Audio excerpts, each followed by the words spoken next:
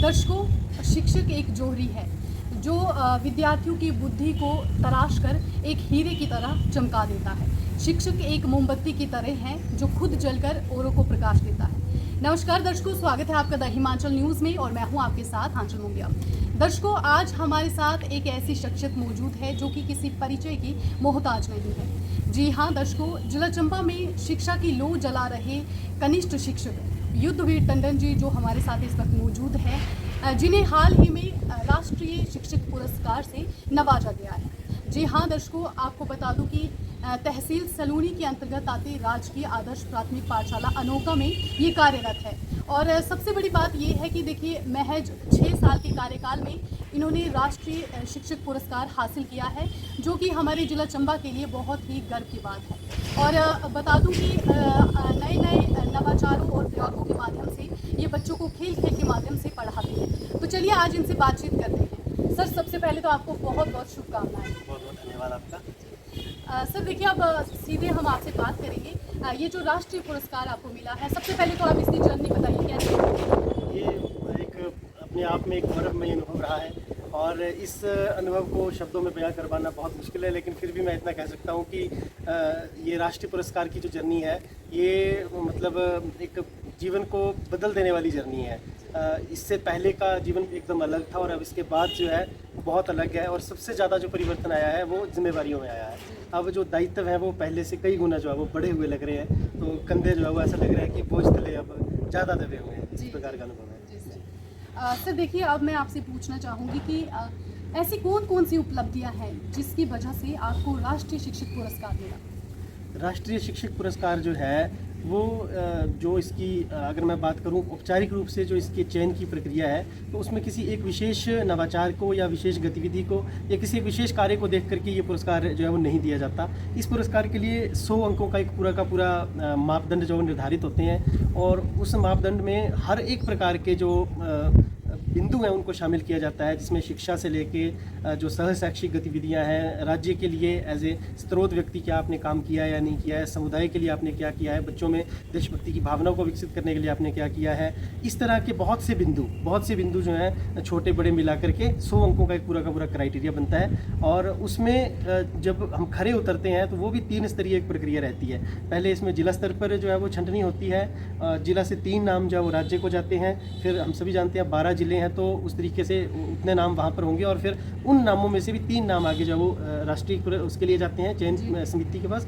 और फिर एक जो है वो प्रस्तुतिकरण यानी प्रेजेंटेशन जो है वो दिल्ली में इंडिपेंडेंट ज्यूरी के सामने होता है और फिर जा करके जो है वो प्रदेश से किसी को चुना जाता है। इसमें मैं ये भी स्पष्ट कर दूँ कि ज़रूरी नहीं है कि प्रदेश को मिले ही मिले। जैसे इस बार केरल राज्य की अगर हम बात करें तो एक भी पुरस्कार जो है वो नहीं मिला, जबकि शिक्षा में वो पहले स्थान पर है भारत में। तो वहीं हिमाचल की बात करें तो हिमाचल में इस बार 2 पुरस्कार जो है वो स्टेट कोटे से और एक नवोदय जो विद्यालय होते हैं उनके कोटे से आया है। तो ये भी हिमाचल प्रदेश में अपने आप में एक अलग प्रकार का अनुभव है कि जहाँ तक मेरी जानकारी है शायद पहली बार ही ऐसा हुआ है। जी सर।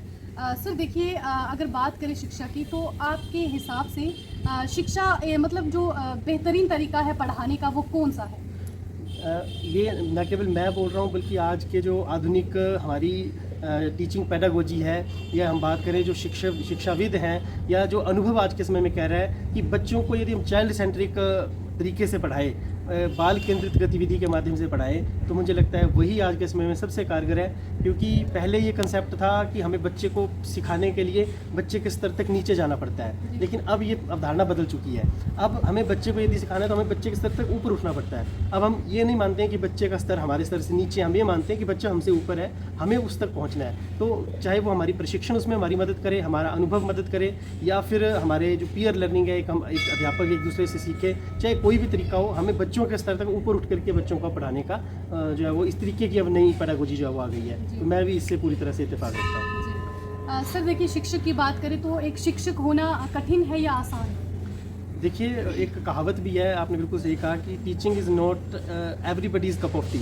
अध्यापन जो है वो हर किसी के बस की बात नहीं है। फिर वहीं एक और बात आती है कि teaching is a art as well as a science. तो अगर हम ये मान कर चले कि टीचिंग आर्ट है तो फिर तो हम ये इसको हमें ये मानना पड़ेगा कि शिक्षक जन्मजात होते हैं। लेकिन अगर टीचिंग साइंस है तो साइंस सीखी जा सकती है। तो जो एक आज के समय में जो एक्सेप्टेड डेफिनेशन है वो यही है कि टीचिंग एक आर्ट भी है और एक साइंस भी है। अगर हम चाहें, हम जन्मजात शिक्षित ना भी हों, शिक्षक ना भी हों, तो हम प्रशिक्षण के माध्यम से जो है वो एक अच्छे शिक्षक बन सकते हैं। लेकिन अच्छे शिक्षक बनना आसान बिल्कुल भी नहीं है। इसमें बहुत सारी चुनौतियाँ हैं। आपको ना केवल बच्चे को ही फोकस करना है, ना केवल समुदाय को फोकस करना है, आपको अपने साथी अध्यापकों के साथ सामंजस्य बनाना पड़ता है, वो भी एक बहुत बड़ी चुनौती है। आपको आसपास का माहौल देखना पड़ता है, क्योंकि हर बार माहौल फेवरेबल हो ये तो संभव नहीं है। तो जैसा भी माहौल आपको मिले, उस माहौल में कैसे आप अपना बेस्ट दे सकते हैं। समस्याओं पर कम से कम ध्यान देकर के, समस्याओं के समाधान को लेकर के यदि हम आगे आएंगे, तो मुझे लगता है आज के समय में समाज को, शिक्षा विभाग को और देश को भी ऐसे नागरिकों और शिक्षकों की ज़रूरत है जो समस्या से ज़्यादा समाधान लेकर के आना है। सर देखिए, अगर शिक्षा की बात कर रहे हैं हम, तो मैं आपसे ये पूछना चाहूँगी कि शिक्षा के क्षेत्र में विकास की बात करें तो किस तरह से हो सकता है विकास? अगर मैं क्योंकि मैं एक प्राथमिक शिक्षक हूँ, बिल्कुल जो बुनियादी स्तर के बच्चे होते हैं उनसे जुड़ा, तो मैं वही बुनियादी बातें करूँगा। मेरे अनुसार जब तक हर अध्यापक की अकाउंटेबिलिटी तय नहीं होगी, सबसे पहले मैं अपने आप पे ही बात करूँगा, अध्यापक पे, क्योंकि दूसरों को उंगली दिखाने से पहले मैं स्वयं अपने बारे में बोलना चाहूँगा। जब तक हमारी अकाउंटेबिलिटी तय नहीं होगी, और अकाउंटेबिलिटी नीचे से लेके ऊपर तक, जैसे ये राष्ट्रीय पुरस्कार तो एक पुरस्कार है ही है, लेकिन इसके अतिरिक्त भी मेरा ऐसा मानना है कि जिला स्तर पर या खंड स्तर पर और बाकायदा केंद्र स्तर पर या विद्यालय स्तर पर भी हर वर्ष इस प्रकार की कुछ गतिविधि होनी चाहिए जिसमें अध्यापक अपने आप को प्रूव करें। वो उसके लिए मस्ट हो, अकाउंटेबल हो, उसे एनसीएफ पढ़ना उसके लिए ज़रूरी हो, नई शिक्षा नीति को पढ़ना उसके लिए ज़रूरी हो, उस पर विभिन्न प्रकार की गतिविधियाँ, जैसे बच्चों के लिए तो भाषण प्रतियोगिताएं करवाते हैं, वाद विवाद करवाते हैं, लेकिन क्या उसी प्रकार की गतिविधियाँ अध्यापक के लिए नहीं होनी चाहिए? यदि अध्यापक खुद उन गतिविधियों में पारंगत होगा, तभी तो वो आगे जाकर के बच्चों को उन गतिविधियों में पारंगत कर सकता है। तो मेरा ऐसा मानना है कि अब नई शिक्षा नीति भी आ रही है, तो नई शिक्षा नीति को जब तक अध्यापक समझेगा नहीं, देखिए बच्चों को हम कोई चीज़ समझाने के लिए इसमें कार्टून डाल सकते हैं, एनिमेशन कर सकते हैं, अध्यापक को कार्टून से डाल के या एनिमेशन डाल के या गतिविधियों से नहीं सिखाया जा सकता है। अध्यापक की तो अकाउंटेबिलिटी फिक्स करनी पड़ेगी, क्योंकि अध्यापक जब तक खुद उस चीज़ को नहीं पढ़ेगा वो कैसे उसको इम्प्लीमेंट करेगा। दूसरी बात, शिक्षा के विकास में समुदाय का बहुत बड़ा योगदान है। एक हाथ से हम सभी जानते हैं कि ताली नहीं बजती है। शिक्षक अपने आप को मेहनत कर रहा है, समुदाय का सहयोग नहीं मिल रहा है, तो वो काम वैसा का वैसा ही हो जाता है, ढाके वही तीन पात हो जाएंगे। तो समुदाय की अकाउंटेबिलिटी तय हो, उसके बाद फिर जाकर के जो हमारे शिक्षा अधिकारी हैं उनका जो एक सपोर्टिव सुपरविजन की जो आज हम बात करते हैं, फिर उसके बाद जो हमारे एक चीज़ मैं और कहना चाहूँगा कि हमारी राजनीति की बात करें या हमारा जो समाज है उसमें शिक्षा को काफ़ी नीचे के पायदान पे आज देखा जाने लगा है। वो परिप्रेक्ष्य, वो अवधारणा बदलनी होगी। एक शिक्षक और शिक्षा को जो है उसके पायदान को ऊपर उठाने की ज़रूरत है। हालांकि इसमें अध्यापकों को भी उतनी ही मेहनत करनी पड़ेगी जितनी कि बाकियों को करनी पड़ेगी, लेकिन फिर भी चूँकि समाज को यदि निर्माण करना है तो मुझे लगता है समाज को इस दिशा में सकारात्मक रूप से सोचना पड़ेगा। जी सर देखिए, अगर हिमाचल प्रदेश की बात की जाए तो कहीं ना कहीं शिक्षा में सुधार की बहुत ज़्यादा ज़रूरत है। तो क्या आपको लगता है किस तरीके से सुधार किया जा सकता है शिक्षा के क्षेत्र में? हिमाचल में नहीं, पूरे भारत में शिक्षा के सुधार की ज़रूरत है। हिमाचल प्रदेश में तो अभी जैसे मैं देख रहा हूँ कुछ समय से कुछ बुनियादी सुधार हुए हैं, लेकिन अभी भी वो बुनियाद पक्की हो गई है। अब थोड़ा सा उसकी इमारत बनाने की ओर काम करना पड़ेगा। नई शिक्षा नीति को लागू करने के जो प्री रिक्विजिट्स है, यानी कि जो तैयारियाँ थी वो कर ली हैं। अब इसको लागू करने का समय, अक्षरशः लागू करने का समय आ गया है, और इसको जैसे ही लागू किया जाएगा इसको लागू करने में जो चुनौतियाँ हैं वो निकल कर सामने आएंगी। हम भी जब बच्चों को किसी नई तकनीक से पढ़ाना शुरू करते हैं तो हमें पहले पता नहीं होता है क्या चुनौतियाँ आएंगी, वो इम्प्लीमेंट करने के बाद ही पता लगता है। तो ये जो अभी नई शिक्षा नीति है इसमें भी स्वाभाविक रूप से बहुत सी चुनौतियाँ आएंगी। ना तो कोई नीति, चाहे वो शिक्षा की हो चाहे किसी भी क्षेत्र की हो, 100% सफल होती है और ना ही 100% असफल होती है। तो पहले प्रयास करें कि इसको अच्छे से इम्प्लीमेंट करें। जो असफलताएं रहेंगी उसके लिए हम आगे फिर से कार्य कर सकते हैं, क्योंकि बहुत सारा समय है। और हिमाचल प्रदेश में तो मैं ये मानता हूँ, क्योंकि पहाड़ी राज्य होने के बावजूद भी हिमाचल प्रदेश के शिक्षकों ने बहुत अच्छा कार्य किया है कि हिमाचल प्रदेश आज शिक्षा में केरल के बाद दूसरे स्थान पर आता है। और ऐसी मेरी उम्मीद है, और जिस प्रकार का वातावरण हमें देखने को मिल रहा है, शायद अगली जो सेंसस का डाटा आएगा हो सकता है कि हिमाचल प्रदेश उसमें एक पहले स्थान पर हमें देखने को मिल सकता है। सर देखिए, जितना हमने आपके बारे में जाना है, देखिए अगर बात करें आपके स्कूल की, तो कहीं ना कहीं हमने सुना है कि आपके जो स्कूल की अब बच्चों की संख्या है वो बढ़ती जा रही है, और अभिभावकों को भी आपने काफ़ी प्रोत्साहित किया। तो किस तरीके से ये हो पाया?